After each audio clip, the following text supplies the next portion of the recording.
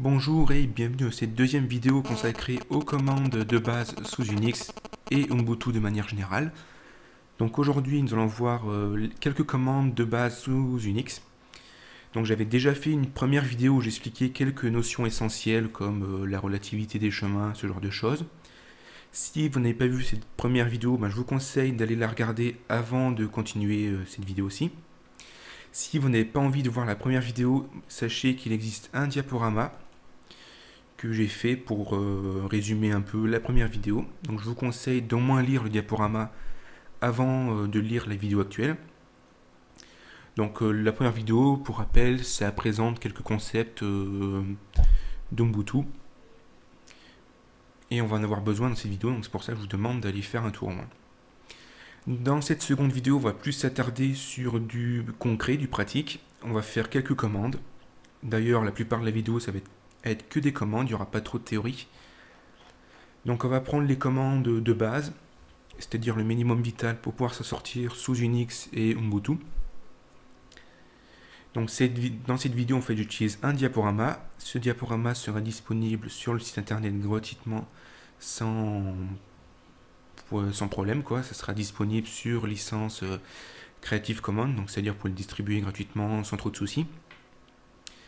Si vous trouvez des fautes dans ce diaporama, c'est sympa de me le signaler quand même. Et puis voilà, en avant. Donc voici le plan de la vidéo. Donc on va avoir des commandes pour se déplacer dans l'arborescence. Donc il en existe une, mais j'en ai mis une deuxième avec. Donc c'est ici. Donc on va voir ça.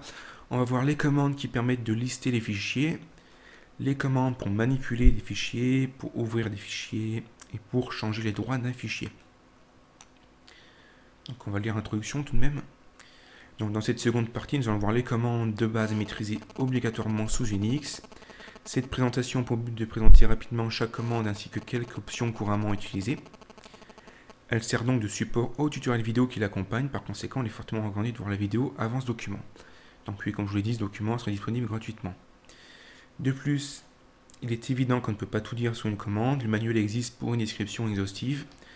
Pour consulter le manuel d'une commande, on tape man espace le nom de la commande. Donc ça, je pense, dans la vidéo, je vais vous le montrer assez souvent parce que c'est une commande, c'est, comment dire, une habitude essentielle à prendre. Donc ensuite, si vous avez certaines connaissances en anglais, cela vous sera très utile. En effet, comme vous avez pu le remarquer dans le plan, les commandes sont très proches de l'anglais. En réalité, une commande ressemble à une abréviation d'un mot anglais. Donc c'est pour ça que tout au long de ce document et dans les vidéos, je donne les noms en anglais, ça permet d'apprendre ça plus facilement. Donc la première commande que l'on va voir, elle nous permet de se déplacer dans l'arborescence. Donc la commande c'est cd, sa signification en anglais c'est change directory, et son but ça nous permet de naviguer entre les différents répertoires. Donc là j'ai mis quelques exemples d'utilisation que l'on va voir concrètement avec une console. Donc ici une console.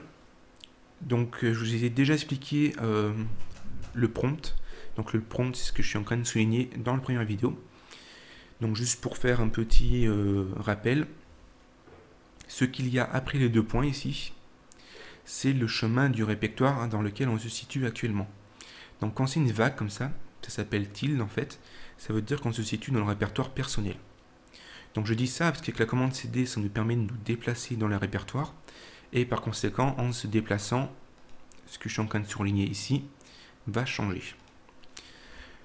Donc pour se déplacer dans un répertoire, en fait, il n'y a rien de plus simple, il suffit de marquer cd et le nom du répertoire dans lequel on veut aller. Donc là, par exemple, dans mon dossier personnel, j'ai un répertoire qui s'appelle tuto console, ici. Et si je veux accéder à ce répertoire en mode console, avec une ligne de commande, eh bien je tape cd tuto console. Vous remarquerez qu'en bas ici apparaît le nom des touches sur lesquelles j'appuie. C'est pour vous montrer un peu concrètement.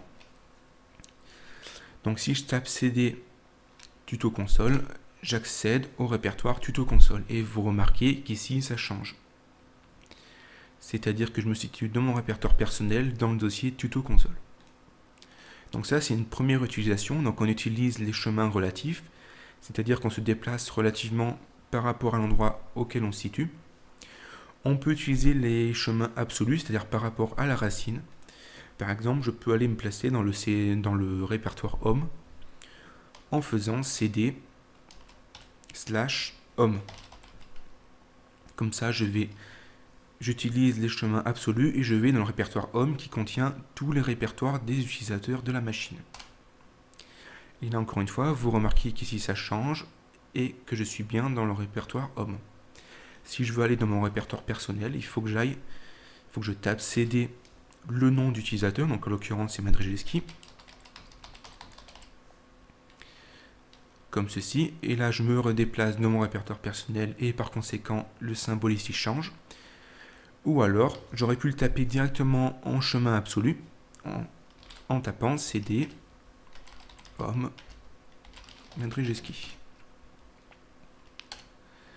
Et ça revient exactement au même. Donc les différences entre chemin absolu et chemin relatif, c'est expliqué dans la première vidéo et dans le premier diaporama. Donc je peux y revenir, mais de manière simple. Un chemin absolu commence toujours par un slash et un chemin relatif, c'est on se déplace relativement par rapport au répertoire courant. Donc je ne vais pas trop y revenir, on va éviter de perdre du temps là-dessus. Donc ensuite, lorsqu'on est dans un dossier et qu'on veut remonter en arrière, c'est-à-dire ici, je suis dans mon, on va se placer dans le dossier tuto console. Donc cd tuto tiré, et là vous remarquez que je vais utiliser une astuce qui s'appelle l'autocomplétion, c'est-à-dire j'appuie sur tabulation et ça complète automatiquement le nom du dossier. Je vais utiliser très souvent ça dans la vidéo. Donc imaginons que je suis déjà dans mon dossier tuto console mais que je souhaite revenir en arrière, c'est-à-dire dans mon dossier personnel. Je pourrais revenir en arrière en tapant cd / homme / Madrijeski, mais c'est un peu long à écrire.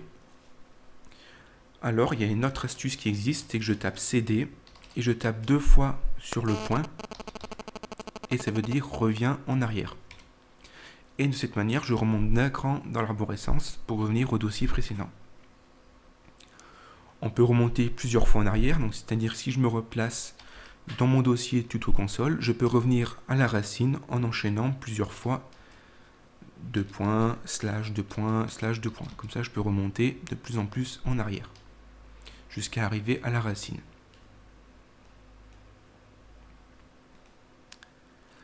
Un autre raccourci qui est assez pratique, c'est que si je tape cd sans argument, ça m'emmène dans mon répertoire personnel. Donc là, vous remarquez que j'atterris directement de mon répertoire personnel.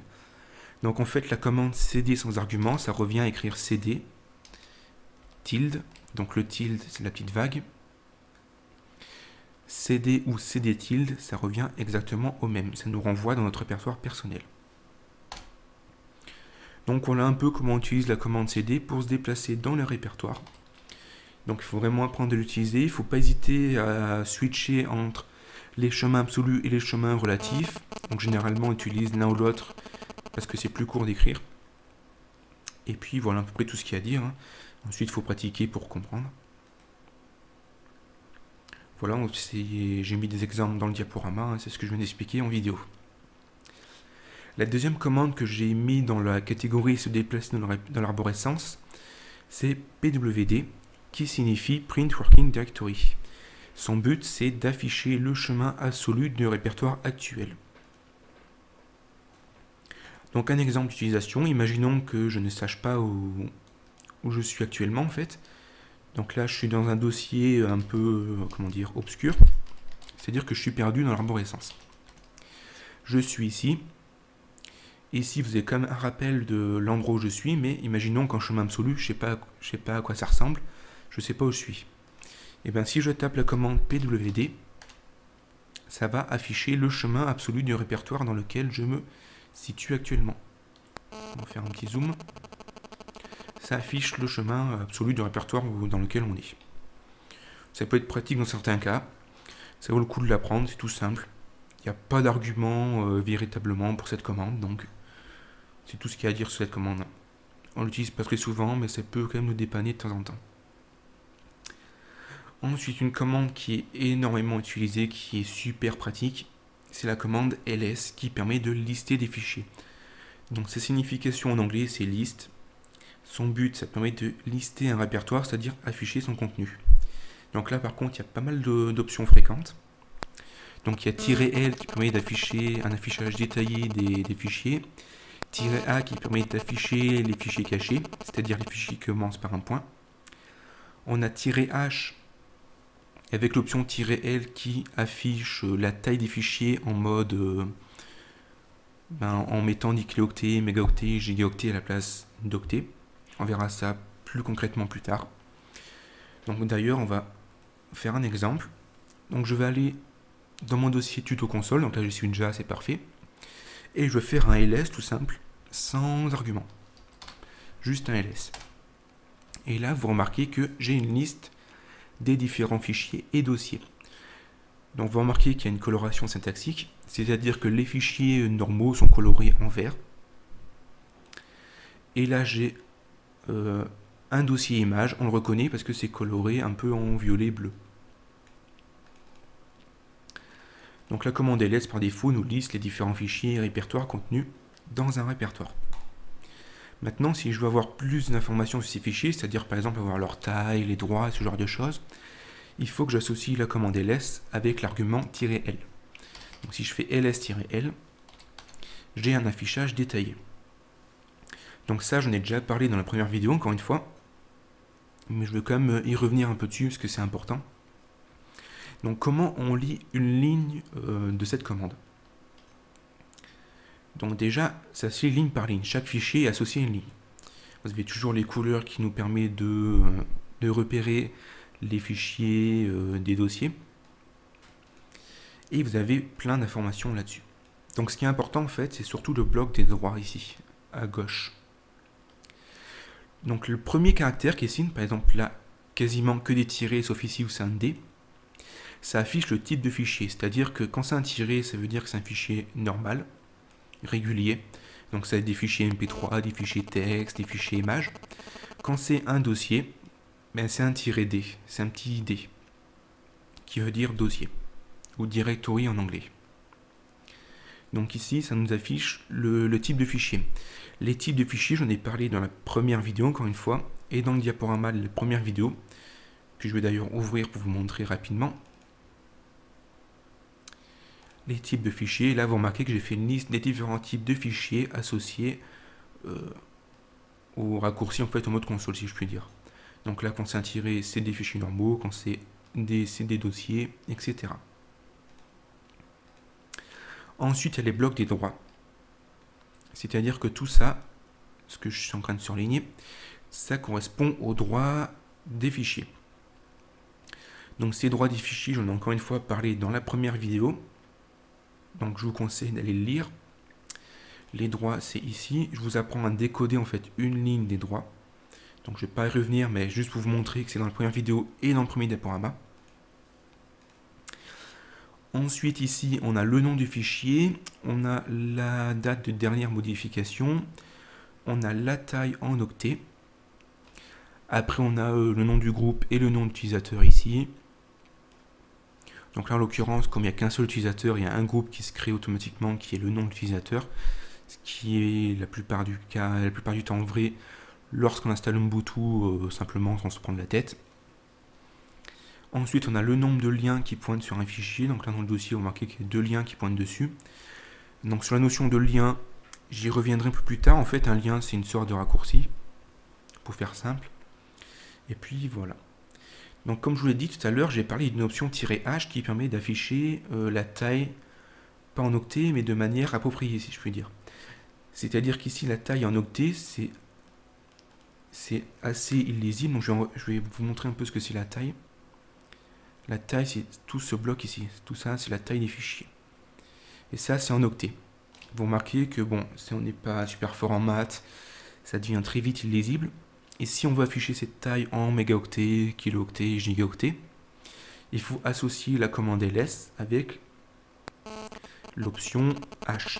Donc je vais faire un ctrl-l pour effacer tout ça. Et si je fais un ls-l et que je rajoute en plus l'option h-lh, vous remarquez qu'ici, la taille est en kilooctets et en mégaoctets. Donc ça ça devine tout seul en fait en quoi il faut mettre la taille pour que ça soit humainement compréhensible. Donc d'ailleurs -h ça veut dire human readable, qui voudrait dire en français humainement compréhensible, pour une traduction approximative. On a l'option -a qui permet d'afficher les fichiers cachés. Donc des fichiers cachés, il y en a énormément dans le répertoire personnel. Donc pour retourner dans le répertoire personnel, on tape CD tout simplement, sans argument, et on retourne dans le répertoire perso. Si je fais un ls de mon répertoire personnel, vous remarquez que j'ai plein de fichiers. J'ai des fichiers bizarres, j'ai beaucoup de dossiers, j'ai plein de fichiers. Mais si je fais un ls-a, c'est-à-dire lorsque j'affiche les fichiers cachés sous Ubuntu, c'est les fichiers qui commencent par un point. Là, vous remarquez que j'aurai beaucoup plus de fichiers, puisqu'il y en a énormément de fichiers cachés dans le répertoire personnel. Donc la plupart du temps, c'est des dossiers. Et vous remarquez, en fait, c'est des dossiers qui correspondent aux applications que l'on a installées. Donc là, par exemple, j'ai une application AVDMux, qui est un logiciel de montage vidéo. Vous remarquez qu'il existe un dossier caché qui s'appelle AVDMux, qui contient, par exemple, les fichiers de configuration pour cette application. Donc ça, c'est utile de le savoir lorsqu'on veut bidouiller un peu ces applications ou modifier des fichiers de configuration. Donc ls-a, ça affiche les fichiers cachés. Donc ensuite, voilà un peu la plupart des options qu'on utilise avec la commande ls. Donc comme je vous dis, des options, il en existe énormément. Et pour avoir une liste exhaustive en fait de ces options, et on peut faire un tour dans le manuel en faisant man ls et en regardant un peu toutes les options qui existent. Donc là, il y en a un paquet, donc -a, j'en ai déjà parlé. On en a plein. On a -d, -f, on en a une tonne. Donc je ne vais pas y insister dessus. Juste pour vous montrer que le manuel fournit une liste exhaustive des options disponibles. Et qu'il ne faut pas hésiter à y faire un tour dedans pour rechercher ce que l'on souhaite. Voilà. Donc la commande ls, très importante. J'ai aussi ajouté la commande ls USB qui permet en fait d'avoir une liste des différents périphériques USB branchés sur l'ordinateur. Donc ça, on le demande souvent dans les forums d'Ubuntu. Lorsqu'on a un souci, par exemple, avec un périphérique qui n'est pas reconnu, quand vous postez un message sur les forums, en fait, ce serait bien de mettre le résultat de la commande ls USB pour que les gens puissent voir les périphériques qui sont connectés et voir si justement c'est bien reconnu ou pas. Voilà. De la même manière, on peut faire un ls d'un dossier, par exemple ls tuto console. On peut faire un ls d'un dossier de cette manière pour pouvoir lister un dossier tout simplement. On n'est pas obligé de faire ls comme ceci, c'est-à-dire qu'on n'est pas obligé de se placer dans le répertoire que l'on veut lister. On peut faire un ls et mettre le chemin absolu du répertoire dans lequel qu'on veut lister. Voilà, c'était tout. Mais ça, c'est expliqué dans le diaporama. Ensuite, une commande qui permet de manipuler des fichiers, c'est la commande cp, qui veut dire copie. Donc, comme je vous ai dit au début de la vidéo, la plupart du temps, les commandes, c'est des abréviations des mots anglais. Donc, copie, si on enlève les voyelles, ça donne cp. Donc, de cette manière, on peut retrouver le nom d'une commande si on est bon en anglais. Donc, son but, ça permet de copier des fichiers ou des répertoires. On a plusieurs options, donc -i qui demande la permission avant d'écraser un fichier, -a qui copie en conservant la date, les droits, le groupe propriétaire, etc. -v qui veut dire verbose en anglais, qui permet de suivre la copie des fichiers. Donc -v, il est présent dans pas mal de commandes. Généralement, ça veut dire verbose, et ça permet de suivre un peu l'avancement d'une commande. -r qui copie un répertoire et tout son contenu. Donc on va faire un exemple. Donc imaginons que je souhaite copier le fichier console_intro.swf ici, dans mon dossier personnel, ici. Comment je fais? Première chose, je fais cd tuto console, je me place dans mon dossier tuto console. Je fais cp, j'indique en premier argument le nom du fichier que je souhaite copier. Donc j'ai déjà oublié le nom, c'est... je sais plus comment il s'appelle, c'est console_intro. Donc si je fais cp console_intro.swf, Et le second argument, en fait, c'est l'endroit où l'on souhaite copier ce fichier. Donc là, si je veux dire que je veux le copier dans mon répertoire personnel, je peux mettre le tilde, comme ceci, qui veut dire copiez-moi ce fichier dans le répertoire personnel. Et je peux faire entrée. Et de cette manière, ça copie le fichier console.intro.swf dans mon répertoire personnel. Donc du coup, si je fais un tour dans mon répertoire perso, j'ai mon fichier console_intro qui apparaît. Si je veux copier le fichier mais en même temps le renommer, ce que je peux faire, c'est exactement la même chose, mais ajouter un slash et renommer le fichier par exemple en console.swf.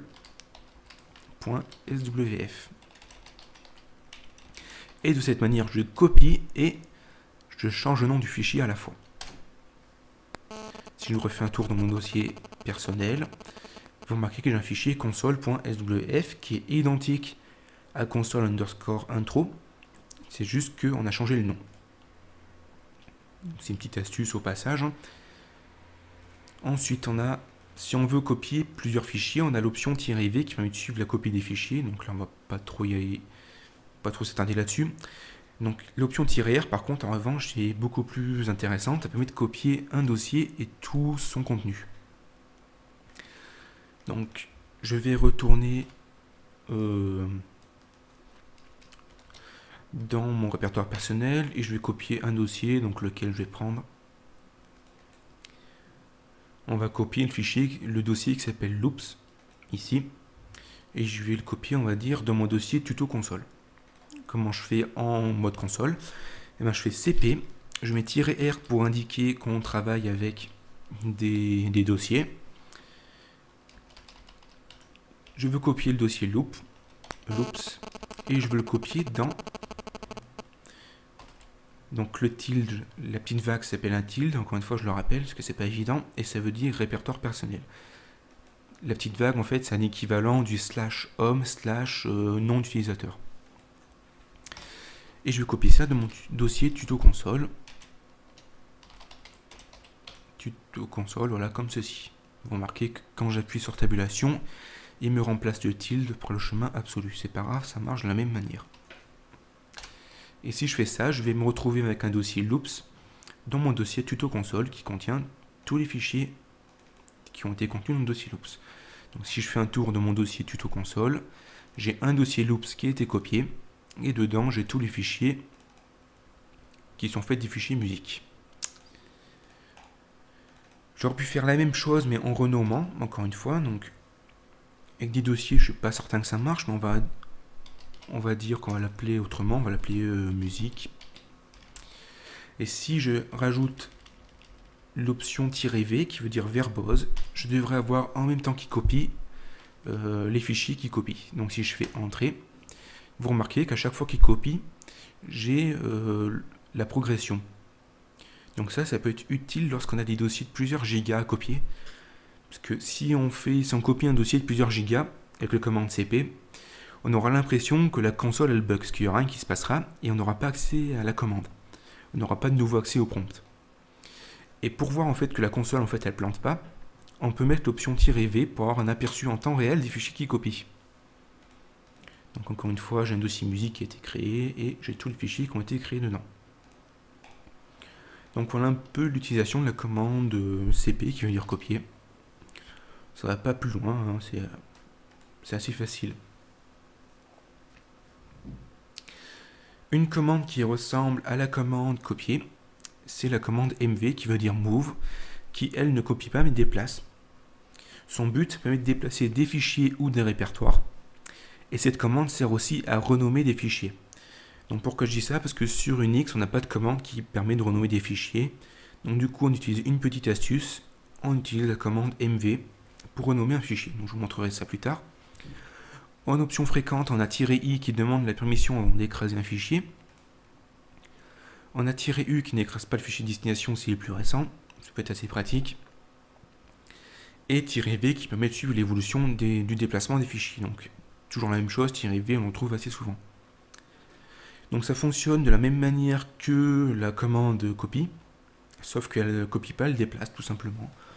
Donc si je veux déplacer par exemple mon dossier loops qui est ici, qui était à la base mon dossier tuto console sur le bureau, ce que je pourrais faire, c'est aller déjà me placer avec la commande cd dans mon dossier tuto console, comme ceci, et ensuite faire un mv loops, donc mv-r, il doit y avoir une option pour dire qu'on déplace des dossiers, si je me souviens bien. Non, même pas, il n'y a pas besoin. Donc on va faire un loops, donc mv loops, et on va le déplacer sur le bureau.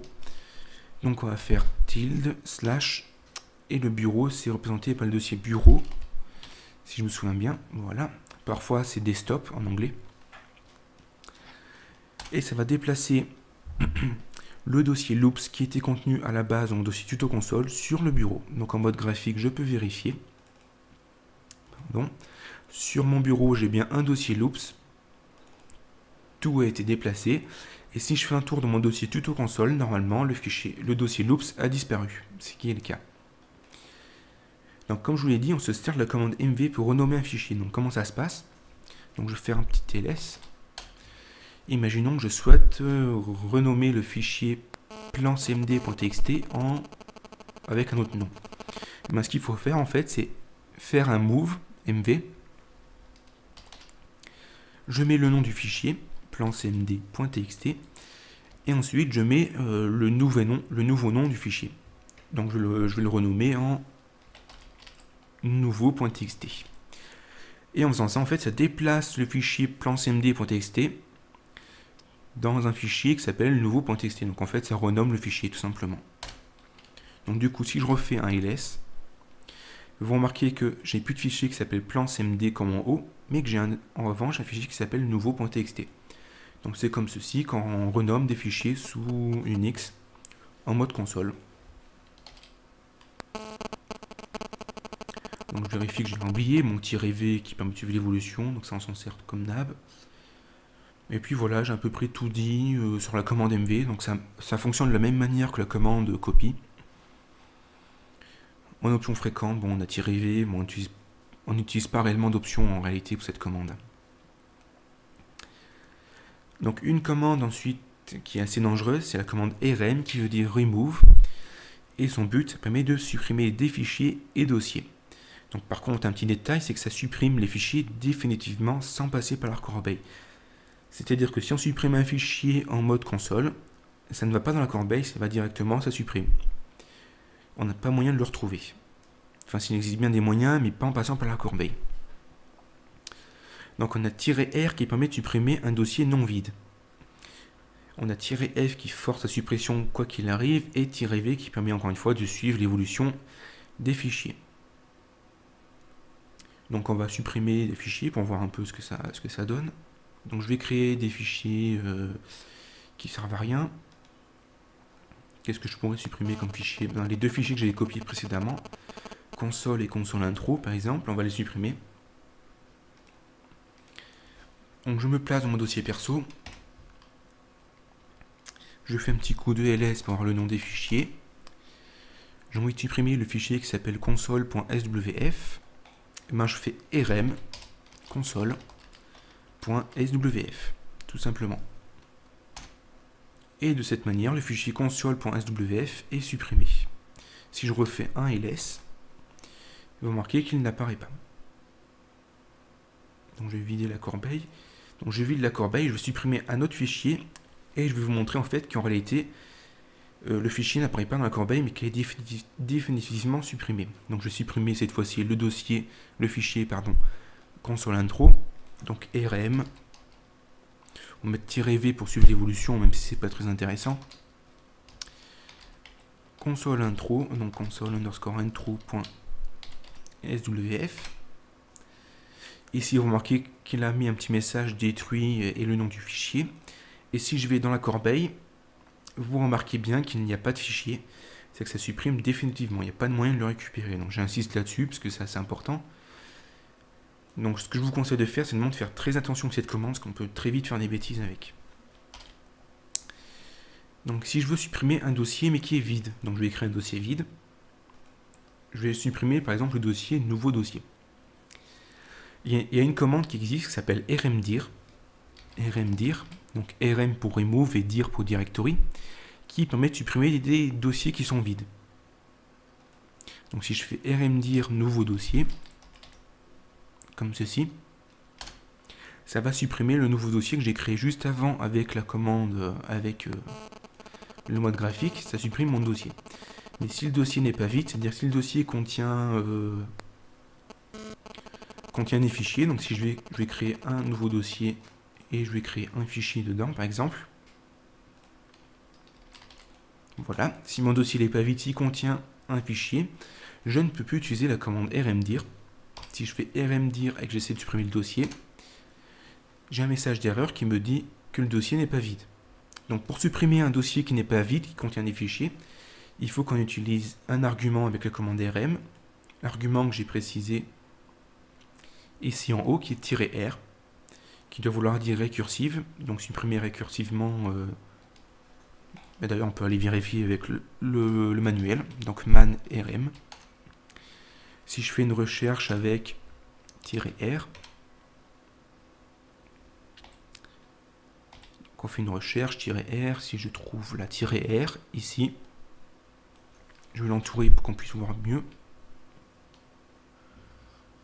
C'est ce qu'il y a ici. Et vous remarquez que ça indique, ça veut dire récursive et que ça supprime les répertoires avec leur contenu. Donc voilà. Donc si je veux supprimer mon répertoire avec le fichier qu'il y avait dedans, il faut que je fasse rm-r et que je marque le nom du dossier, donc nouveau dossier. Je fais ça, et si je fais un ls, du coup, je n'ai plus de nouveau dossier qui apparaît. Je peux le vérifier graphiquement aussi, c'est plus simple. Et ça supprime un dossier et son contenu. Donc c'est assez intéressant. Dans -r, par contre, on l'utilise assez souvent. Donc je vous conseille toujours de faire un rm-v pour avoir une évolution des fichiers qui sont en train de se supprimer. En cas de problème, pouvoir arrêter la commande avec ctrl-c par exemple. Et j'ai même indiqué de mémoire une commande à ne jamais exécuter qui est rm-rf/étoile. Parce que ça, en fait, ça va supprimer tout votre disque dur. Enfin, pas tout votre disque dur, mais tout le système Unix. C'est-à-dire ça va aller à la racine et ça va tout supprimer récursivement sans demander l'autorisation. Parce qu'il y a -f qui force la suppression quoi qu'il arrive. Donc ça, c'est une commande à ne jamais faire. N'essayez même pas de la copier pour voir ce que ça fait dans une console, hein, parce que c'est vraiment dévastateur. Donc ça, faire très attention à la commande rm. Une autre commande, c'est mkdir, qui veut dire make directory et qui permet de créer des dossiers. Les options fréquentes, c'est -p qui crée les répertoires parents s'ils n'existent pas, donc on verra ça un peu plus tard. Comment on l'utilise? Mkdir et on met le nom du dossier que l'on souhaite créer. Si on veut créer plusieurs dossiers, on fait mkdir dossier 1, dossier 2. Et puis voilà. Donc on va faire ça en commande. Je vais me placer dans mon répertoire tuto console par exemple. Donc cd tuto console. Et j'ai envie de créer un dossier pour commencer. Donc je fais mkdir et je mets le nom du dossier que je souhaite créer. Donc on va l'appeler dossier 1. Voilà, dossier 1. Et en faisant ça, du coup si je fais un ls pour pouvoir lister, vous remarquez que j'ai un dossier 1 qui a été créé. Ici. Si je veux créer plusieurs dossiers, donc là il y a deux cas possibles. Donc si je fais mkdir, on va faire dossier 1 espace dossier 2, ça va créer encore, pas dossier 1 ce qui s'est déjà utilisé, on va appeler ça dossier 3 et dossier 2, ça va créer deux dossiers qui sont dossier 3 et dossier 2. Si je fais ls, j'ai deux dossiers qui ont été créés ici.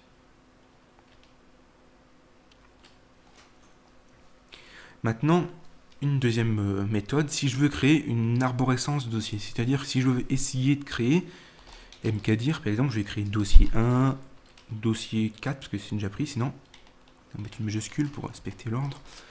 Dossier 4, slash, par exemple, sous-dossier, slash, encore un dossier, par exemple, si je veux créer une sorte d'arborescence, ici, c'est-à-dire créer plusieurs dossiers, et que s'il n'existe pas, en fait, il va les créer quand même, et ben j'aurai un problème parce que il faut une option. Donc si je fais ça comme ceci, vous remarquez que j'ai un message d'erreur. Il me dit qu'il ne peut pas créer le répertoire dossier 4, slash sous-dossier, slash dossier, aucun fichier ou dossier de ce type. Donc ça vient du fait qu'il ne trouve pas le dossier 4 et par conséquent il ne peut pas le créer tout seul parce qu'on a une sorte d'arborescence. Il faut une option en plus. L'option, je l'ai mis dans le diaporama, c'est "-p" qui veut dire parent. Donc on peut même aller faire un tour dans le manuel de la commande mkdir. Donc man mkdir. Et "-p" ici, il dit que ça crée un dossier si il y en a besoin.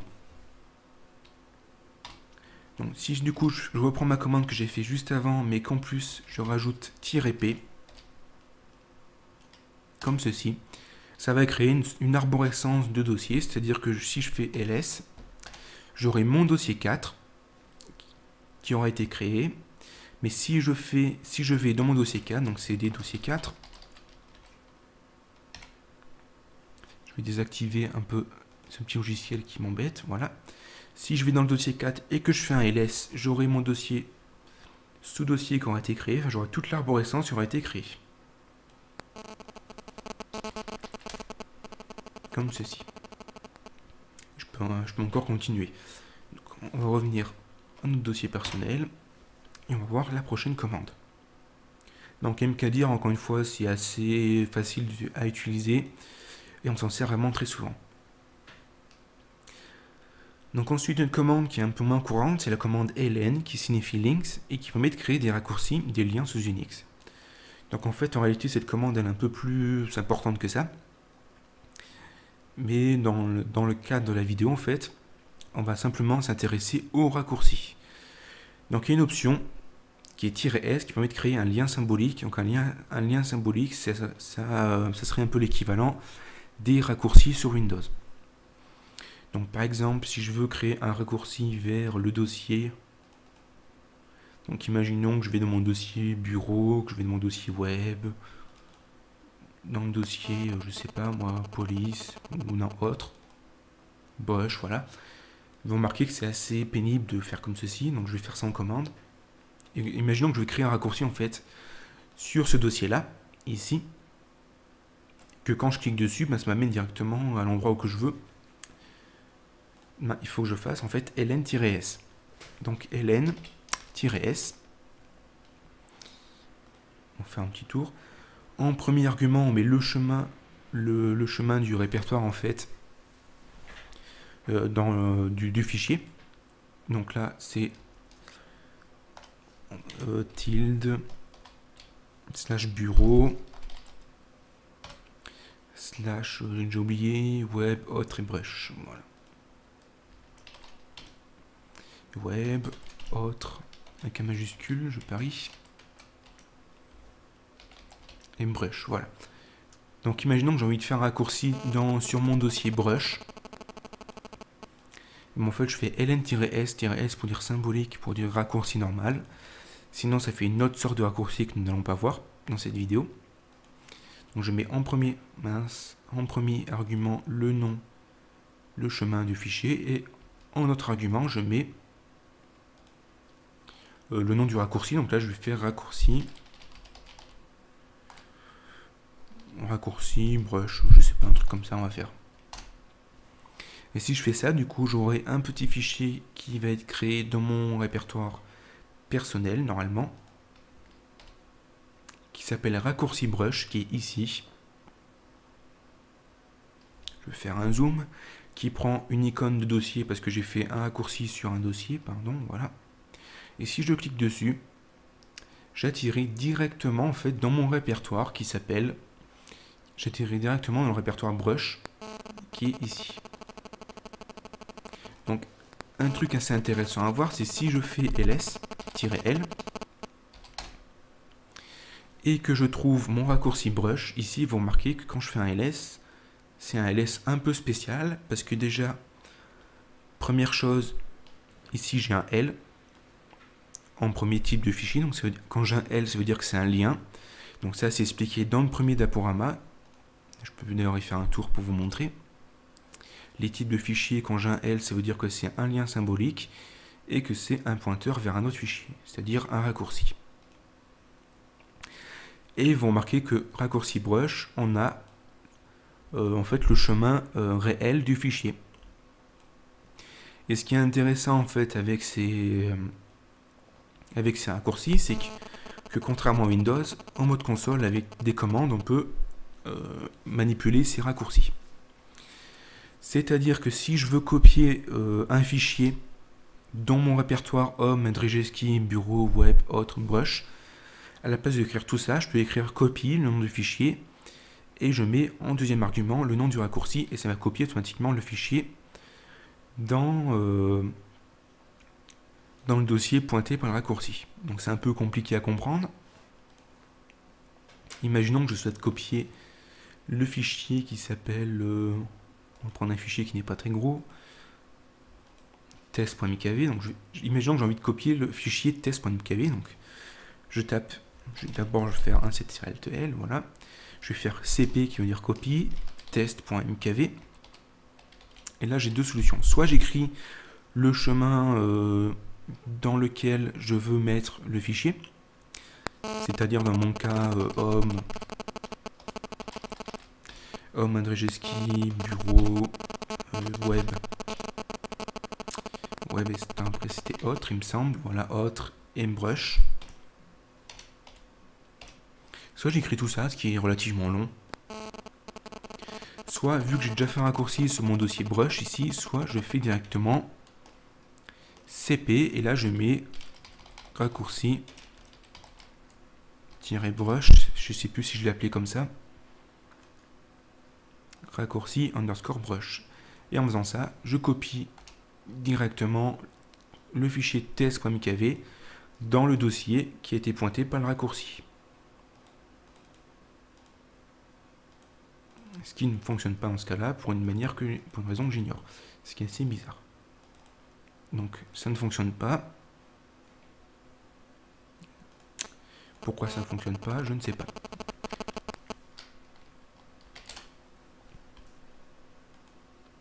Ah oui, parce que j'ai mal... j'ai fait une faute en fait dans ma commande. J'ai pas mis une R, voilà, c'est pour ça. J'ai fait une faute de ma commande, c'est pour ça que ça marche pas. J'avais pas mis une R en fait. Voilà, comme ceci. Si je fais ça, ça devrait marcher. Si je vais dans raccourci brush, j'ai mon fichier qui apparaît. Si je vais dans le dossier réel, j'ai aussi mon fichier qui apparaît. Et pour supprimer un raccourci, ben, on n'a qu'à faire rm et le nom du raccourci, tout simplement. Raccourci brush. Et ça ne supprime pas le dossier réel, hein, je précise. Ça supprime seulement le lien qui a été fait sous le dossier. Par ailleurs, j'aimerais aussi vous montrer un autre élément. Je vais refaire le raccourci, voilà. Je vais refaire un ls-l. Non, pardon, je vais pas faire ça, je vais revenir en arrière. Donc, je vais faire comme ça. Je vais aller dans mon dossier brush, donc qui était situé dans le bureau. Dans le bureau, dans le dossier web, dans le dossier autre, et c'était le dossier brush. Si je fais un ls-l ici, voilà, vous remarquez que mon dossier brush, il a 3 liens qui pointent dessus. Ici 3, ça veut dire qu'il y a 3 raccourcis qui pointent sur mon dossier brush. Donc à chaque fois qu'on fait un raccourci sous le dossier brush, en fait, ici, ça va s'incrémenter de 1. En fait, c'est le nombre de raccourcis qui pointent sous le dossier. C'était juste ça que je voulais vous montrer. Voilà. Donc on va passer à la commande suivante. Donc en réalité, la commande ln, hein, elle ne permet pas que de faire des raccourcis, mais c'est un peu compliqué après à expliquer concrètement ce que c'est cette commande. Donc encore une fois, vous consultez le manuel, hein, man ln, et vous avez en fait tout ce qu'il faut pour expliquer la commande. Hein. Moi, je vais juste rester sur les raccourcis type Windows. Ensuite, une autre commande. Donc, une fois-ci, on va avoir une commande qui permet d'ouvrir des fichiers, c'est la commande more, qui affiche un fichier page par page, et comme option on a "-s" qui regroupe les lignes vides consécutives en une seule. Donc là l'idéal serait de prendre un fichier texte. Donc je vais ouvrir un site internet et je vais créer un dossier texte, un fichier texte avec du texte que je vais copier-coller. Donc il n'y a pas du texte un peu long, voilà, on va copier ça. On va créer avec Gedit par exemple. Où est-ce qu'il est? Éditeur de texte, voilà, on va créer, on va pas s'embêter. On va faire ça plusieurs fois, on va copier-coller. On va laisser plusieurs lignes pour faire l'exemple et on va copier. Comme ceci, on va faire un fichier texte qui va nous permettre de voir les prochaines commandes, qui permettent d'ouvrir des fichiers. On va mettre ça dans mon dossier tuto console, encore une fois. Voilà, et on peut l'appeler fichier. On va l'appeler fichier. Comme ceci. Donc si je veux ouvrir un fichier en mode console, donc généralement des fichiers texte, comment je fais? Ben déjà je me place dans mon dossier dans lequel je veux. Tuto console, je fais un ls, je repère le fichier que je veux ouvrir, donc ici c'est celui-ci. Vous remarquez qu'il n'y a pas d'extension, mais c'est pas très grave sur Linux. Les fichiers qui n'ont pas d'extension, c'est assez courant en fait. Et si je fais more fichier, qui veut dire en fait ouvre le fichier, vous remarquez que j'ai un affichage page par page du fichier. Donc ensuite je me déplace avec les flèches directionnelles. Quoi qu'ici ça marche pas, donc il faut que je fasse espace, passer à la page suivante. Comme ceci. Là vous remarquez que j'ai plein de lignes blanches, enfin d'espace. Si j'utilise le raccourci "-s, donc si je fais more-s fichier, comme ceci, que je fais espace, vous remarquez que les lignes que j'avais en double, les doublons de lignes vides en fait ont été regroupés en une seule ligne vide, ce qui peut être intéressant. Donc en réalité more on s'en sert pas très souvent, on utilise plus couramment la commande less, qui est beaucoup plus récente et qui permet de faire des choses plus importantes. Donc je vais effacer tout ça. Donc la commande more ça affiche un fichier page par page tout simplement. La commande less, elle, c'est à peu près pareil que la commande more, sauf qu'elle est beaucoup plus récente. Donc signification less, but affiche un fichier page par page, c'est une sorte de more plus récent et plus puissant, j'ai marqué. Donc j'ai fait une note aussi, une petite note. C'est le less qui se cache derrière l'affichage du manuel d'une commande, donc la commande man. Par conséquent, tous les raccourcis clavier expliqués dans le guide d'introduction pour le man sont valides pour le less.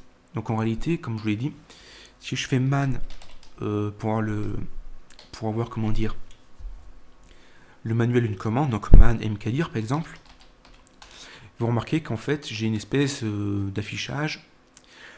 En réalité, ce qui se cache derrière tout ça, en fait, c'est la commande less qui ouvre le fichier d'aide de la commande. Donc c'est-à-dire que tous les raccourcis qui sont valables pour le man sont valables pour le less.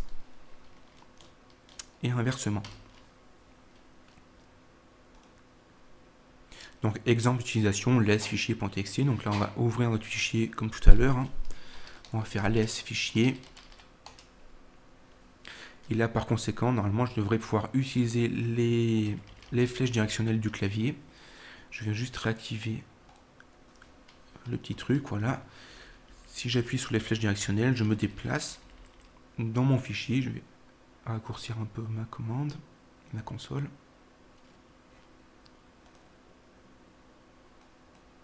Non, c'est pas grave, je pourrais pas. Comme ceci. Voilà.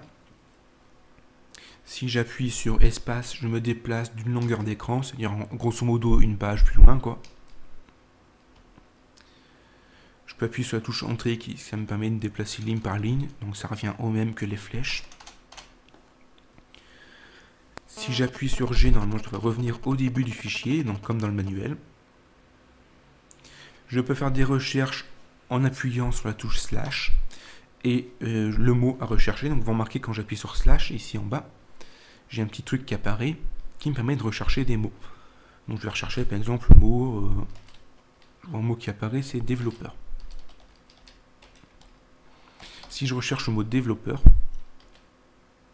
voilà, vous remarquez qu'ici le mot développeur à chaque fois est mis en valeur. Et pour passer la prochaine occurrence du mot, il faut que j'appuie sur la touche N et ainsi de suite. Je peux me déplacer au fur et à mesure. Donc là, il apparaît que 2 fois, donc c'est un exemple super important. Voilà. Et pour quitter, j'appuie sur Q. Donc en fait, c'est pareil que dans le manuel. Les raccourcis que j'ai expliqués, qui sont faits ici dans le premier diaporama. Premier diaporama dans les raccourcis sont valables. Donc le LS, ça sert assez souvent quand même. Donc maîtrisez-le.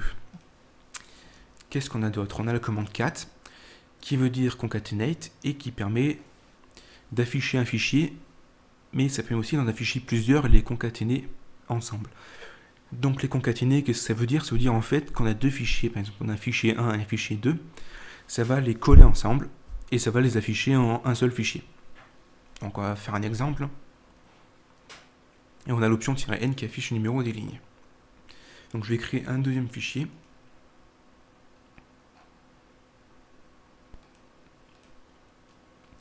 On va faire fichier, on va mettre peut-être du texte différent pour qu'on puisse voir la différence. On va faire une ligne de Z. Hop, on va désactiver ça. On va faire des Z comme ceci, on va pas trop s'embêter.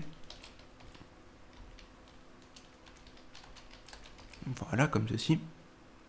On va appeler ça fichier 1. Donc juste fichier. Voilà, comme ceci, on va faire des lignes de A. On va appeler ça fichier 1 pour vous montrer un peu comment on se sert de la commande ls. La commande cat, pardon. Donc voilà, j'ai deux fichiers qui sont différents. Un qui contient des Z, l'autre qui contient des A. Et en fait, la commande cat permet d'afficher un fichier. Toujours de la même manière. Donc si je fais 4 fichiers, ça ressemble un peu au morse, sauf que la différence du morse, ça n'affiche pas le fichier page par page. C'est-à-dire que si mon fichier fait genre 50 pages, la commande cat va afficher les 50 pages d'un coup. Tandis que la commande morse, ça va afficher la première page, il va attendre qu'on appuie sur la touche espace, et ça va afficher la deuxième page. Pareil pour la commande less, ça va afficher la première page, la suivante, et ainsi de suite. Tandis que la commande 4, elle ouvre les fichiers directement, elle affiche tout d'un coup, et elle s'arrête. Donc lorsque je fais 4 fichiers, ça affiche le contenu d'un fichier. Si je fais 4 fichiers espace fichier 1, ça va assembler les deux fichiers ensemble et afficher leur contenu. Comme ceci. Donc ça permet de créer des fichiers en utilisant les redirections par la suite. Donc on va pas voir ça tout de suite. Si peut-être juste un petit exemple. Si je redirige la sortie standard vers un fichier 2 par exemple, ça va assembler les deux fichiers en un seul. Du coup, si je fais less fichier 2, on va remarquer que ça m'a assemblé deux fichiers en un. Donc là, j'ai été un peu plus loin dans ce que j'avais prévu. On verra ça dans une 3e ou 4e vidéo, ce qu'on appelle les redirections. Une espèce de petit symbole ici, c'est des redirections. Donc je vais faire un ctrl-l, voilà. Et puis voilà un peu pour les commandes qui permettent d'afficher, d'ouvrir des fichiers. Donc là par contre, on arrive à un endroit qui va être un peu compliqué, c'est la gestion des droits sous Unix. Changer les droits d'un fichier. Donc la commande qui permet de faire ça, c'est chez chmod, qui veut dire change file mode bit. Et ça permet de changer les droits d'un fichier ou d'un dossier. Lorsqu'on veut changer les droits d'un dossier, on utilise l'option -R majuscule. Ça permet de changer les droits d'un dossier, mais aussi de son contenu. Donc j'ai fait une note avec les droits. J'ai mis les droits, R qui veut dire read en anglais, lecture en français. En octal c'est 4, on verra l'octal un peu plus loin. W pour write, écriture, X pour execute, exécuter. On a les opérateurs, on va voir ça tout de suite, et les catégories. Donc ça en fait c'est expliqué dans la première vidéo et dans le premier fichier, dans les droits sous Unix, qu'on retrouve ici. J'ai fait un petit résumé. Donc pour faire simple, il existe plusieurs droits sur un fichier. Donc un utilisateur a le droit de faire 3 choses sur un fichier: le lire, le modifier, c'est-à-dire écrire dessus, et l'exécuter, c'est-à-dire l'exécuter comme un programme. Et un fichier possède trois types d'utilisateurs, si je peux dire. L'utilisateur propriétaire, donc c'est-à-dire ceux qui possèdent le fichier, le groupe propriétaire et tous les autres utilisateurs. C'est comme ça que se gère un peu les droits sous Unix. Donc ça, je ne vais pas y revenir trop longtemps parce que j'ai déjà expliqué dans la première vidéo assez longuement en plus. Donc pour éviter de perdre du temps, je vais passer assez vite là-dessus, mais je vais vous montrer comment on change les droits d'un fichier. Parce qu'on a deux grosses méthodes qui permettent de changer les droits d'un fichier. Soit en mode octal, soit en mode, j'ai oublié le nom, mais un autre mode. Donc on va prendre un fichier, je vais aller dans mon dossier tuto console, on va changer les droits du fichier 1 par exemple. Donc si je fais un ls-l, que je regarde la ligne qui correspond au fichier 1, les droits apparaissent ici, voilà. Je vais essayer de faire quelque chose pour vous montrer un peu comment ça marche. Donc ici le groupe de 3 caractères ici, qui apparaît là. C'est les droits de l'utilisateur. Les 3 autres caractères ici, donc je sais pas si on voit tellement, c'est le groupe propriétaire.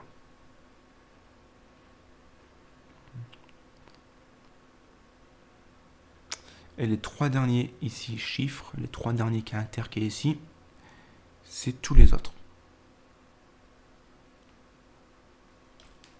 Donc là je crois qu'on voit pas grand chose avec le noir, le fond rouge sur noir, mais c'est pas grave. Donc en fait les droits se lisent 3 caractères par 3 caractères. Donc c'est à dire que là l'utilisateur propriétaire du fichier a le droit de le lire, parce qu'il y a le R qui est mis, a le droit de le modifier parce qu'il y a le W, mais n'a pas le droit de l'exécuter parce qu'il y a un tiré. Le groupe propriétaire a le droit de lire le fichier, mais n'a pas le droit de le modifier ni de l'exécuter. Et la même chose pour tous les autres utilisateurs. Donc maintenant, imaginons que je souhaite pouvoir exécuter ce fichier. Une manière de changer les droits, c'est écrire chmod pour changer les droits. Et là, en fait, on a deux solutions. Soit on met les droits en octal, soit on met les droits avec l'autre méthode. On va déjà voir l'autre méthode. Donc, soit en fait, j'utilise des opérateurs qui veut dire, en fait, qui sont expliqués dans le tableau, qui correspondent à U qui veut dire propriétaire, G qui veut dire le groupe propriétaire et O qui veut dire les autres. Donc, si je veux changer les droits du propriétaire du fichier, je vais mettre chmod. Propriétaire, c'est U pour user en anglais. Ensuite, je mets un opérateur, soit je mets le plus pour ajouter un droit, soit je mets le moins pour enlever un droit, ou soit je mets un égal qui fixe les permissions. Donc là, j'ai envie d'ajouter le droit d'exécution au propriétaire du fichier. Donc je fais U pour le propriétaire, plus pour lui dire qu'on ajoute un droit, et X pour dire qu'on ajoute le droit d'exécution. Et ensuite, je mets le nom du fichier sur lequel je souhaite changer ces droits. Donc là, en l'occurrence, fichier 1. Une fois que j'ai fait ça, si je fais un ls-l, encore une fois, vous remarquez que mon fichier 1, qui est ici, vous remarquez qu'ici, j'ai un X qui s'est ajouté, c'est-à-dire que le propriétaire du fichier a le droit maintenant d'exécuter ce fichier. Si je veux enlever ce droit, comment je fais? J'ai plusieurs méthodes. Soit je fais un chmod et je mets un -x, U-X, donc c'est-à-dire que j'enlève le droit d'exécution au propriétaire du fichier. Et si je fais un ls-l, le X va s'enlever, c'est-à-dire que le propriétaire du fichier n'aura plus le droit d'exécuter ce fichier. Soit alors j'aurais pu aussi utiliser le égal qui fixe les permissions. Donc par exemple, je vais faire si je fais chmod U et je fixe les permissions de l'utilisateur propriétaire à on va dire R X, voilà, comme ceci. RX, pardon, comme ceci. Qu'est-ce que je fais? Ah oui, j'ai oublié le nom du fichier, pardon. Je me disais que j'ai fait une faute. Voilà, donc là j'ai fait des bêtises. Donc je vais revenir un peu sous la commande. Donc si je veux fixer les permissions du groupe, enfin de l'utilisateur, propriétaire du fichier, je mets le égal. Et le le propriétaire du fichier aura seulement le droit de lire et d'exécuter le fichier. Et s'il y avait déjà le droit avant d'écriture qui était accordé, il sera enlevé. Comme ceci. Si je fais ls-l pour avoir du coup les permissions, on va juste s'intéresser au fichier 1 cette fois-ci. Vous remarquez que du coup le droit d'écriture a été enlevé. Maintenant, si j'ai envie d'ajouter le droit d'écriture au groupe propriétaire du fichier, comment je fais? Je fais chmod. Je dis que je veux fixer le groupe propriétaire du fichier, donc groupe propriétaire c'est G. Ajouter c'est l'opérande plus. Et pour le dire que je veux ajouter le droit d'écriture, par exemple, je mets W pour write en anglais. Et je mets le nom du fichier, encore une fois, que j'oublie à chaque fois, pardon, comme ceci. Et si je fais un ls-l du fichier 1, vous remarquez que dans le deuxième lot de 3 caractères, ici, le groupe propriétaire du fichier a dorénavant le droit de modifier le fichier. Maintenant, si qu'est-ce qu'on peut faire d'autre? J'ai mis 2 exemples. Si je veux donner les droits ou enlever les droits de lecture à tout le monde, comment je peux faire? Là, j'ai 2 solutions. Soit je fais chmod, toujours pareil. Pour sélectionner tout le monde, on a 2 solutions. Soit j'écris UGO pour user, c'est-à-dire le propriétaire du fichier, groupe G pour groupe et O pour user, c'est-à-dire tous les autres. Je fais moins et j'enlève le droit de lecture à tout le monde pour le fichier 1. Du coup, si je fais un ls-l du fichier 1, plus personne n'a le droit de lire le fichier. Maintenant, si je veux rajouter ce droit, je peux faire à la place du moins, je peux mettre un plus. Mais UGO, on peut le remplacer par A qui veut dire all, qui veut dire tout le monde. Et si je refais un ls-l du fichier 1, tout le monde a le droit de lire le fichier dorénavant. Donc ça, c'est la première grosse méthode pour changer les droits d'un fichier. C'est-à-dire qu'on utilise la commande chmod, ensuite on précise à quel type d'utilisateur on veut changer les droits. Donc soit c'est le user U, soit c'est le groupe propriétaire G, soit c'est tous les autres c'est O.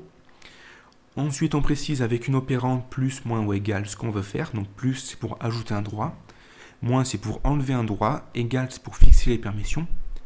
Et ensuite on met les droits que l'on souhaite modifier, donc R, W ou X. Ça c'est la première méthode. Il y a une seconde méthode qui existe, c'est la méthode octal.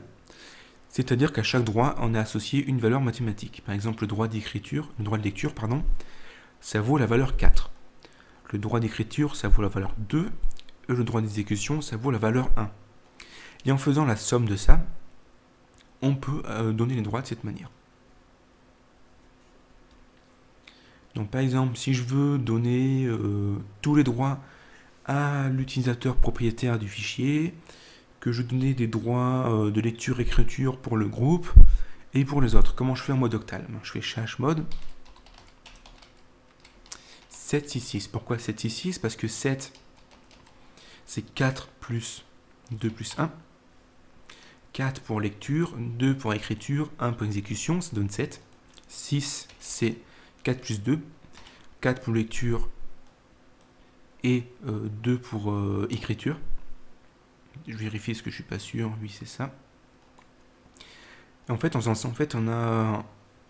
additionnant les droits comme ça, ça me donne une deuxième méthode, moins longue à écrire et un peu plus simple, et beaucoup plus couramment utilisée, pour changer les droits d'un fichier. Donc, chmod 766 fichier 1. Et si je fais un ls-l du fichier 1, vous remarquez ici,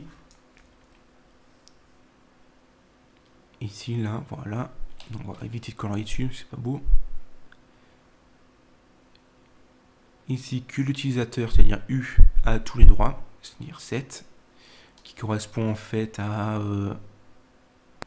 R plus W plus X, qui correspond en fait à 4 plus 2 plus 1. Ici, le groupe propriétaire. Le groupe, lui, il a un 6. 6, ça correspond en fait à 4 plus 2. qui correspond en droit à lecture read plus écriture W, et tous les autres ici, O pour user, qui ont le droit en fait, toujours pareil, hein, qui ont les mêmes droits. C'est-à-dire 6 pour R plus W. Et de cette manière, on peut modifier assez rapidement et assez simplement tous les droits. Et ces nombres en fait ont été choisis de manière à ce qu'on puisse avoir toutes les possibilités, mais sans qu'il y ait, comment dire, par exemple que lecture plus écriture, ça soit pareil que lecture plus exécution. Voilà. Donc de cette manière, on peut changer les droits. Donc c'est quand même utilisé un peu plus souvent. Si on veut donner tous les droits à un fichier, on fait chmod 777 fichier 1 pour on va donner tous les droits à un fichier 1. Je fais un ls-l du fichier 1. Tout le monde a le droit de tout faire sur ce fichier. J'ai tout qui a été mis en lecture, écriture, exécution pour tout le monde. Donc voilà. Donc on va résumer un peu quand même parce que je peux comprendre que ça peut être compliqué pour au début. Donc on va faire juste un clear, voilà. Je fais un ls-1 du fichier. Donc on va juste résumer un peu, je vais juste faire un petit résumé de manière visuelle, si je puis dire. Ici, premier caractère, c'est type de fichier. Donc là, c'est le type. Ici, les 3 premiers caractères, ça correspond au droit pour l'utilisateur. Pour l'utilisateur propriétaire. Proprio. Les trois suivants, ici, droit, ça correspond au droit pour le groupe propriétaire.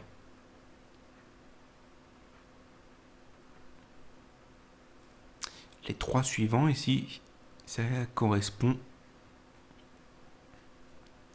à tous les autres, donc user. Autre. Donc la première méthode, ça nous permet directement de changer, mais de manière un peu plus...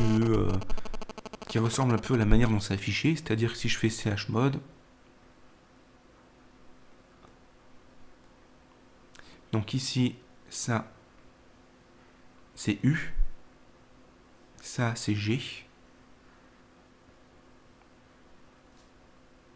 et ça, c'est O. La première méthode, ça nous permet d'ajouter des permissions à un groupe particulier, c'est-à-dire soit l'utilisateur, soit le groupe propriétaire, soit tous les autres. Donc par exemple U, ensuite on met une opérande, ça peut être plus, moins ou égal. Ça, ce sont les opérandes. Donc j'appelle ça des opérandes, hein, je ne suis pas sûr que ça s'appelle comme ça. Hein. Donc soit le plus, c'est pour ajouter une permission. C'est pour ajouter. Ça, c'est pour enlever. Et ça, c'est pour fixer. Donc là, je réécris, mais c'est expliqué dans le diaporama de manière plus simple. Hein. Donc soit je peux, si j'ai envie d'ajouter une permission, ensuite, je mets les droits que j'ai envie d'ajouter. Donc soit c'est R, W ou X, ou soit les 3. On peut les enchaîner. Donc R, W, X. Là, ça va ajouter à l'utilisateur le droit, par exemple, d'exécution, parce qu'il y avait déjà RX, RW qui sont par défaut. Ça, c'est la méthode numéro 1. J'ai oublié le nom, comment ça s'appelle, hein. Ça porte un nom spécial, mais j'ai oublié. La méthode 2, c'est en utilisant la méthode octal. C'est-à-dire qu'à chaque droit est attribué un numéro, donc R pour lecture, c'est 4. W pour écriture, c'est 2. Et X pour exécution, c'est 1. En faisant la somme de ces choses, par exemple, si je veux ajouter le droit RW, je fais la somme, c'est égal à 4 plus 2, c'est égal à 6. Et en fait, ces droits-là, en fait, on les ajoute dans l'ordre. Si on fait chmod, par exemple, chmod 7, 6, 6. Le premier 7, ça correspond à l'utilisateur, le second, le 6, ça correspond au groupe, et le troisième, ça correspond à tous les autres. C'est-à-dire que l'utilisateur aura le droit de tout faire parce que c'est la somme de 4 plus 2 plus 1. Le groupe aura le droit à RW et lui aura le droit à RW aussi. Donc voilà, j'espère que j'ai bien expliqué avec ce petit schéma qui est tout moche. Mais au moins, on voit ça visuellement, on comprend mieux. Parce que c'est un point qui est assez compliqué au début. Mon diaporama, le voici. Ensuite, on peut changer le propriétaire d'un fichier. Donc c'est la commande change owner, CHOWN. Le but, c'est changer le propriétaire d'un fichier. Et un exemple d'utilisation, c'est chmod, le nom d'utilisateur que l'on souhaite mettre propriétaire d'un fichier et le nom du fichier. Et -R pour donner un répertoire à un utilisateur. Donc là, je ne peux pas tellement vous le montrer en vidéo parce qu'il n'y a qu'un utilisateur sur ma machine, vu que je suis le seul à l'utiliser. Et puis, je pense pas que vous aurez tellement à l'utiliser très souvent, ça. Voilà, conclusion. Donc, si une erreur s'est glissée dans cette présentation ou dans la vidéo, ben, vous serez sympa de me le signaler à l'adresse email suivante, bvec1.prof@gmail.com. Pardon pour le bruit du micro qui a failli tomber. La formation vidéo disponible sur le site suivant, donc là, tutorial-vidéo.fr. Donc si vous avez des questions, n'hésitez pas à laisser un commentaire ou à consulter le manuel d'une commande. Donc pour consulter le manuel, hein, c'est man, le nom de la commande. J'ai les différentes sources, donc c'est ubuntu-fr.org, le site du 0, un livre que je recommande fortement qui s'appelle Unix pour aller plus loin avec les lignes de commande. Il est disponible gratuitement sur framabook.org. Donc si vous souhaitez aller vraiment plus loin dans la ligne de commande, je vous recommande ce livre qui est vraiment très simple et ne vous fiez pas au nom. En fait, ce livre est vraiment pour les débutants aussi. Hein. Il part de zéro. Donc voilà, si vous avez des questions, ben, laissez un commentaire, un email ou faites un tour sur le forum. Et puis, bonne chance.